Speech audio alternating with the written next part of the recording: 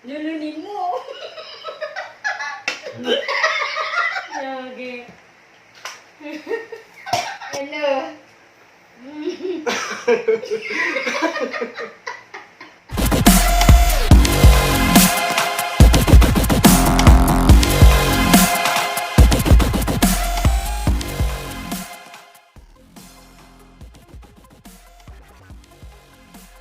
What's up mga Karoxys? So for today's vlog nga po, as you can see nga po, meron po tayong gagawing challenge po ngayon. Requested lang po to ng isa po sa mga kaibigan ko. Vlog po natin ngayong araw ay sagot o lagot po. So yun nga po, nag-prepare po tayo dito ng suka, seasoning, tomato sauce, chili garlic, bawang, sibuyas, sili, toyo, saka patis. So, yun nga po. Simulan na po natin. So, ang magtatanong po sa atin ngayon ay si Tita Pani po ulit. Siya po yung kasama ko doon sa may vlog ko po nung sa may trying 50 pesos hair coloring. So, sisimulan na po namin yung vlog po. Ang inumin niya ay toyo. Ito ang tanong. Maagaw ka ng boyfriend ng may boyfriend. Sinong kaibigan mo ang aagawan mo? Sino? Visit na Abi yan. Abi, lapit ka sa akin, hayop ka. Ano ba yung Sino?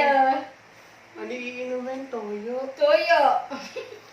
Inumin mo ang toyo. Hindi ka nakasagot. Wala pa akong tubig. Dapat may tubig ka.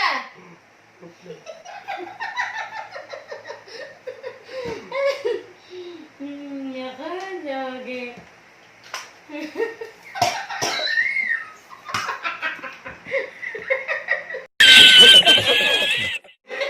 Ano ba yun? Nag-ano tayo, tapos wala naman palang inumin.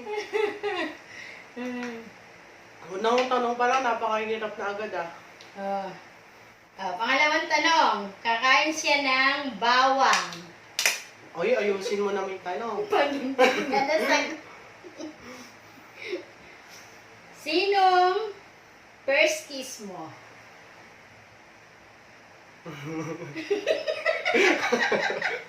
Bulgaran. Ka ng bawang. Ano?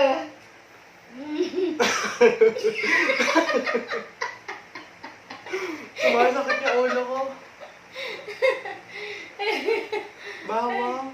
Di ba pwede naman isa lang? Isa lang uunin ko. Ulitin mo yan. Kainin mo yan. Visit po yung gumawa ng tanong.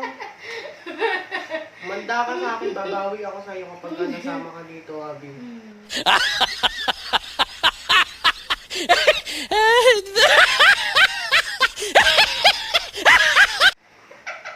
Kainin mo yan.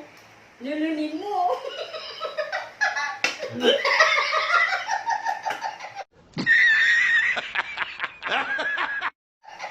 Lagot ka. Gaganda. Nag-iilihi. Wait lang. Ang anghang.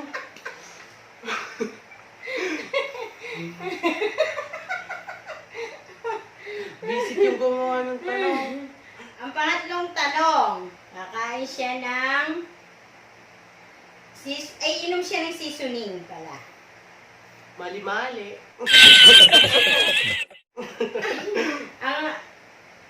Kung pipili ka, boyfriend o kaibigan? Isa lang yun, di ba? Ano na lang, yung specific na lang natin. Siyempre, yung nakakasama na rin kasi yung kaibigan ko. So, siyempre, time ko naman yan, siguro, para naman sumaya dun. Nakakasama naman yung boyfriend ko. So, yun, pipiliin ko yung boyfriend ko kasi nakasama ko naman na yung mga kaibigan ko. Tapos, naging kaibigan ko rin pala yung boyfriend ko bago ko siya maging boyfriend. Panglimang tanong, iinom siya ng suka. Wala. Ano ba yun? Ayusin mo naman, tita, no?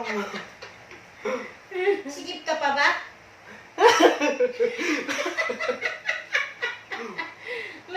Masikip ka pa ba? Malamang, oo. Baka yung nagtanong, hindi na. Abigail, ano? Galaw-galaw, ha? Sige tayo. So, ayun, inayos pala namin camera. Ngayon lang namin napansin na hindi gano'ng kita yung mga nakalagay dito sa may lamesa. So, continue na namin. Number 5. Number 5. Ha? Tingnan ko kasi baka nagawa siya.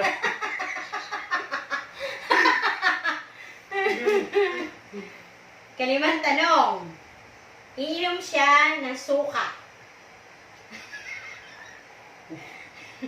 Making out or sex?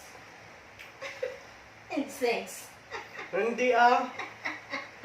Siyempre doon lang sa making out, siyempre mas ano, hindi naman porke sex eh, masaya na agad. Siyempre merong iba naman pag ganon, nang hindi naman din labag sa loob nila. So, bibiliin ko yung making out. So, kasi ano, lalabas lang naman yun, may possibility na maging masaya ka kapag ka nasa labas ka naman. Siyempre kapag naman inilabas ka ng, kasi naman yung nag-aya sa'yo o yung special someone mo, siyempre, hindi naman nun nakaya maging malungkot ka doon sa ano. Tapos hindi naman din, porkit lalabas kayong dalawa yung may mangyayari sa inyong dalawa. So, making out. Ang 6 na tanong. Inom ka ng tomato sauce. Panis na yata itong tomato. What the fuck? Nakita ko lang yan sa akin. Pag-asa pa bang maging straight ka? Hindi, ano naman yan eh. May iba-iba namang ano yan eh. May iba-ibang namang ibig sabihin yung pagiging straight. Merong straight na ganito. Bakla, tapos straight na lalaki, straight na babae. So, syempre sa ngayon, straight na ano na ako, bakla, ganan. So, ayun, hindi naman na pag-asa yun. Kumbaga, ito na ako, straight na talaga ako ngayon. So, yun, straight. Ang 7 tanong. Kain ka ng chili garlic. Ay, ayos lang. Mahilig naman ako sa sili. Sa maanghang. Huwag lang yung bawang. Ang pangit ng lasa. Oh. Ito na. Nakailan ka na? Ay, wait lang. Sasagutin ko yan. Ang ano ko dyan eh, nakailan. So, hindi naman porki sinabing nakailan, ay hindi, ano naman yun eh. Kapag sinabi naman nakailan, meron namang, uy ate! Hindi naman ibig sabihin ng nakailan. Yung ibig sabihin naman ng nakailan eh, hindi naman isa lang yung ibig sabihin. Merong nakailang kain, ganon. Nakailang jowa, ganon. Nakailang gala ka na. So, yun. Ayun yung ayun yung tingin ko doon sa may tanong ni Abby. Kala ko makakalusot ka sa akin, gago kaya. Ang walang tanong. Wait lang. Ng sibuyas. Ano to, masarap to sa sisig, pero ayoko kumakain ng hilaw na ganyang ano. Wala namang kasamang baboy, syempre. Nakakaan. Ano to? Hindi ko nga alam lasa na rin kapag ka wala kasama. Wild sex o romantic sex? Ano,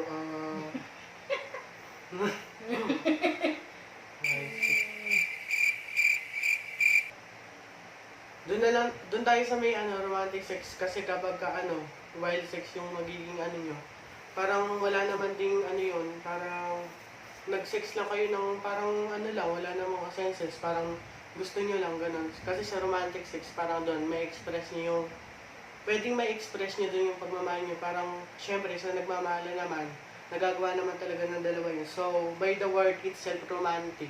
So, yun nga, para sa mga magjowang, ano, parang nagpapakita nila yung pagmamahal nila dun sa isa't isa. Pero nagagawa nila mag-sex. Pero hindi naman masama yun kasi pwede naman nilang gawin yun kasi depende siguro, kasi ano, syempre sa kanilang dalawa lang, magjowa sila. Kumbaga hindi sila nakipag-ano sa iba. Kasi kapag yung sa wild sex, may possibility kang nakikipag-sex sa iba. Kumbaga parang nagiging, ano yung word na yun, tigang yun. Kapag ka kasi titigaw ka, so parang naghahanap ka ng ano, kung hindi ka makontento doon sa naibibigay ng, kung hindi ka nakokontento doon sa may ano, sa may naibibigay o yung kaya ng partner mo, parang naghahanap ka kasi ng mas higit pa doon sa nagagawa ng partner mo. So yun, pipiliin ko romantic sex. Gasyam na tanong. inom ka ng patis. Hindi mo to nasagot, inumin mo yan. Sinong pipiliin mo? Mama mo o papa mo? Kaya napaka-basic naman talaga niya yung gumawa ng tanong na rin ako. Abi! Napaka-basic naman ang gumawa ng tanong na rin. Inumin ko na lang. Mahirap mamili sa dalawang magulang, baliw. Kasi inumin ko man tanong na rin. Sige, ikaw na lang pumili kung sino mahal mo sa magulang mo. Pero ako mahal ko pa rin sa magulang ko. Ayan, inumin mo yan. Sarap?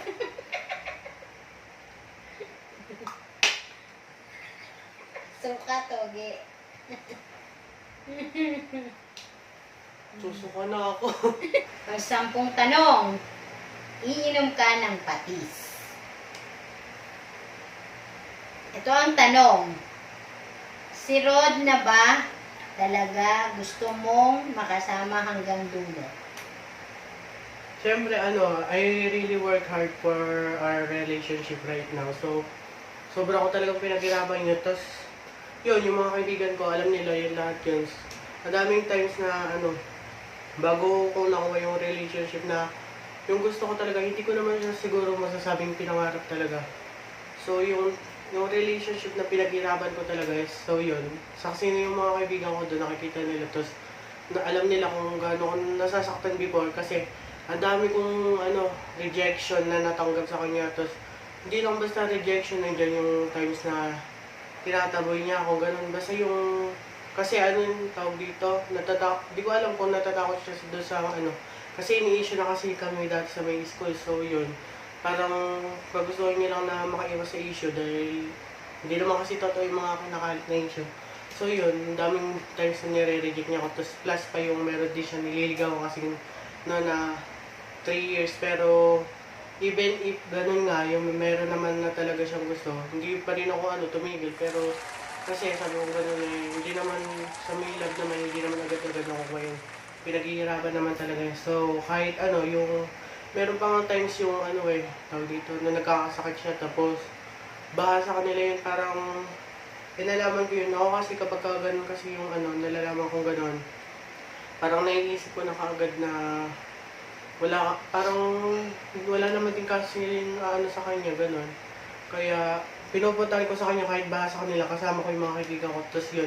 Pero ayoko ipaalam na ako yung nagpapabigay, nagtatago ako dun, pero pinapaabot ko na lang doon sa mga kaibigan ko. Pero nandun ako, kasama nila ako dyan. So yun, siguro kasi ang dami rin namin plano Ito nga, yung sa may vlog, una na yan, yung sa may vlog na to. Hindi lang kami talaga nakapagkita, pero siya talaga yung kasama ko din sa may vlog na to. So, yun, ang dami namin plano. When we succeed this, vlog, ayun, siguro, i-continue na namin yun. Tapos, hanggang sa ma-fulfill na namin goals, saka yung mga, kasi yung mga plan namin para sa, sa may buhay namin dalawa. So, yun nga. Siya na siguro talaga. Ikalabing-1. Toyo, Ito ang tanong. Sinong pipiliin mong makasama sa mga kapatid mo? Si Jim, si Joel, si Jay, o si Glenn? Kabisit naman ang gumanda ng pinapamili ako. Gustong-gusto talaga ako magkasakit na ito sa bato pa ni mga alat yung sasagutin ko muna bago ko inumin tong sa may toyo. So, yun nga. Gusto ko rin siya sagutin kasi, pero wala akong pinipili sa kanila. Kasi ang ko sa kanila, pinaka-close naman sa kanila, si Jim. Siya yung talaga ka-close ko. Tapos, malambing kasi yung bata sa akin kahit basta naglalabing yung mostly kapag manghihingi ng 10 piso. Yun lang. Hanggang 10 lang naman yung hinihingi sa akin, hindi naman siya humingi na malakas. So yun. Siya yung pinaka-close ko. Siya kasi lagi ko kasama sa bahay, lagi kasi wala sila mama. So sila Jay. Si Jay kasi Si Jay naman, siya yung dati kong ka-close kaso medyo wala na siya, hindi na siya kasi napipermit sa may bahay. Kaya yun, medyo hindi na kami nagkakaroon ng connection. Pero kahit sobrang kalat nun, yun talaga yung pinaka-close ko dati. Kasi yun talaga ako sa kagaguhan dati. Dami namin sinesekreto ng dalawa, sisikretohan kami. Kunyari, may nalaman na sa kanya, tatago ko. Tapos kapag siya may nalaman sa akin, tatago ko. Tapos ano naman, yung kay kuya naman, syempre, although sobrang sungit niya sa amin, pero tingin ko naman maganda naman yung ano niya, yung reason bakit siya nagsusungit. Kasi most of the time kasi, aminin namin, meron kaming katamaran talaga, pare-pares kami, pero siya. So yun nga, siguro dahil siya yung panganay, gusto niya lang itama yung mga pagkakamali namin. So, kaya siya nagsusungit para maitama namin yung pagkakamali namin. Pero itong quarantine, habang tumatagal, ano nga rin, ayos nga rin itong quarantine eh. Tapos nagkakaroon kami ng bonding, kahit hindi naman ganun ka, ano, yung talagang parang nagpa-party-party na, pero nagkakaroon kami ng bonding. So, yun, dahil sa quarantine, nagkakaroon kami ng chance para makasama yun namin isa't isa. Tapos yun, mas makilala namin, kumbaga, kung dati hate namin sila, parang mas nalalaman namin kung ano yung rason, bakit po ayaw yung ganong side niya, ganun. So yun, ayos lang yun. Tapos yung kay baby na, syempre baby pa yan, kahit sobrang kulit nun eh. Syempre, di natin alam kung ka. Pag iiwanan kasi namin siya, merong sure yun kapag ka nagtatrabaho na kami siya, nag-aaral pa. So yun, wala akong pipiliin sa kanila. Inumin ko na lang to. Kahirap kasi mamili yun. Hindi na, inumin mo na yan. Busin mo. Ayan, magdalas dito sa bato. Yung dalawa, kakain ka ng bawang. Bawang na naman, babalik ang bawang. Ito ang tanong. Virgin ka pa ba? Virgin ka pa ba? Sasagutin ko yan, oo. Hindi, meron yung meron yung specific naman yung kung virgin sa may lips or sa Alam nyo na yung part na yun, sa may lips, hindi na. Kasi, dalawang beses na ako nakalik yung isa dun sa may ex kong si Ringel, tapos ngayon, yung jowa ko ngayon, si Rod. So, yun. Pero yung yung sa may yung other part na pa yun, virgin pa ako din. Kasi ayoko rin muna ayoko pa muna makipag ganun. Parang hindi pa naman ako ready about doon. So yun. Tapos na. Sakit na ng tiyan ko. 13. Iinom ka ng patis. Pag di mo to nasagot. Ito sa kaibigan mo ang maraming lalaki. Ay, Uy, sabihin mo na. sabihin ko yan napakawalang yan ang gawa niyang tanong. Abigail, kaway-kaway. Ilan mga uli lalaki mo? Pero kahit naman yun, parang lang naman siguro sa kanya yun, parang dito. Hindi naman siguro niya kasi sineseryoso kaya siya maraming lalaki. Hindi naman totally yung, kapag kasi sinabi kasing maraming lalaki dito parang masama na yung tingin, parang meron kasi yung kapag kasi sinabi marami lalaki ang nagiging tingin kasi nila alam niyo na yun kung ano yung ibig ko sabihin. Pero, so yun, siya kasi marami talaga siya lalaki. Sa aming magkakaibigan siya yung pinakamaraming lalaki. Maraming lalaki, hindi naman totally yung kapag sinabi kasi maraming lalaki, meron siyang maraming lalaking tropa, maraming lalaking kaibigan talaga. Mas close kasi siya sa sa may lalaki eh. Mas kilala kasi siya sa may school namin kasi dito yung marami sa kanya nakakilala lalaki, marami kasi siyang katropa lalaki. Yun. 14. Iinom ka ng seasoning. Sino sa mga ex mo ang gusto mong bumalik sa'yo? Sa tingin ko wala na. Pero pwede naman pala yun, yung word na bumalik, parang pabalik sila as a friend lang, ganun. Siguro lahat sila, pwede na, lahat naman naging ex natin bago na. Most of them kasi, bago ko sila maging ex, naging kaibigan ko rin sila. Pero yun nga, pwede naman sila bumalik as a friend na nga lang, pero wag na lang din nilang samantalayin yung ibig sabihin ng friend kasi, meron kasi, di ba nga yung friend kasi, siya yung natatakbuhan mo kapag yung meron kang problema, pero yung naging ex kasi, sila kasi yung sila yung umalis sa may buhay mo, kaya sila yung tumakbo ba, parang tumakbo sila papalayo sa buhay mo, parang pinili nilang mapalayo sa'yo. So yun. Last na tanong. Ay, Ikalabing lima. salamat. Kakain ka ng chili garlic. Ito ang tanong. Sino sa mga kaibigan mo ang pinaka-ayaw mo? Ay, may ayaw na kaibigan. Sabihin mo, baka ay, mamoy hindi mo i-chat ako. yan. Kasi hindi mo nasagot. Baka kasi chat ako ng mama niya sabihin ng ganun kapag ka napanood ko, patay na. Kainin na. Ano ba yan? May bawang yata ito eh. Yung chili garlic. Ang ang yan. Masarap ba?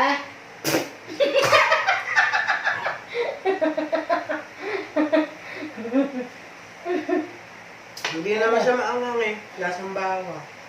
Lasang bawang? Hmm. Pwede ulitin mo. Ayoko na. So yun nga po, doon na po nagtatapos yung video po natin for today. So yun nga po. So kung meron po kayong mga content na gusto niyo suggest o yung mga challenges na isa-suggest, just comment down below po. Keep on supporting us guys. Just like, subscribe, and hit the notification bell para po ma-notify kayo sa mga susunod na video. See you guys!